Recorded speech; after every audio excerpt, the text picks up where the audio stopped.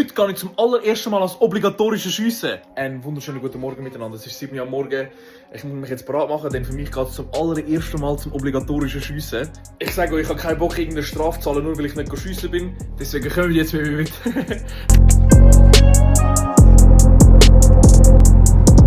Was ein richtig schönes Wetter wieder. Schön Sonne, ganz am Morgen, Vögel am Zwitschern. Boah, so schön! Ich bin ehrlich, ich möchte nur 50 Punkte erreichen, das Ganze bestehen und dann wieder heimgehen und dann streamen. Dann ist es endlich so wie gewesen. Wir sind am Schiessplatz angekommen, alles müssen abgeben, alles müssen ready machen. Dann ist es mal wieder so wie gewesen, ich kann aufspitzen. Glauben mir, ich und aufspitzen sind keine Freunde. Wepa!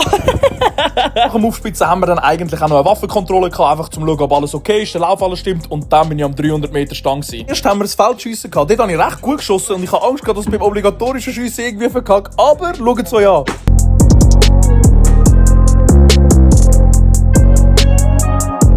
Zeitpunkt kann ich euch wirklich sagen, ich bin einfach froh, dass ich irgendetwas drauf habe. Und jetzt schaut das an, perfekt in die Mitte habe ich geschossen. What the fuck? Ich bin selber überrascht, bin ich ganz ehrlich. Schaut euch das mal das schöne Schiessbild an. Gesamt habe ich 68 Punkte geschossen, muss ehrlich sagen, ich bin sehr zufrieden damit. Ich habe sogar eine Schiessauszeichnung bekommen, holy shit.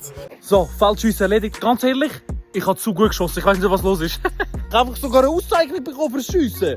Ich muss ehrlich mit euch sein, ich bin ziemlich froh, dass ich wieder daheim bin, denn in dieser 300-Meter-Box, die Leute, die dort geschafft haben, haben sich gegenseitig zusammengeschissen die ganze Zeit. Und der Vibe war irgendwie nicht ganz so gewesen. Aber egal, Bestand ist bestanden. Nächstes Jahr wieder das nächste Schiessen gehen.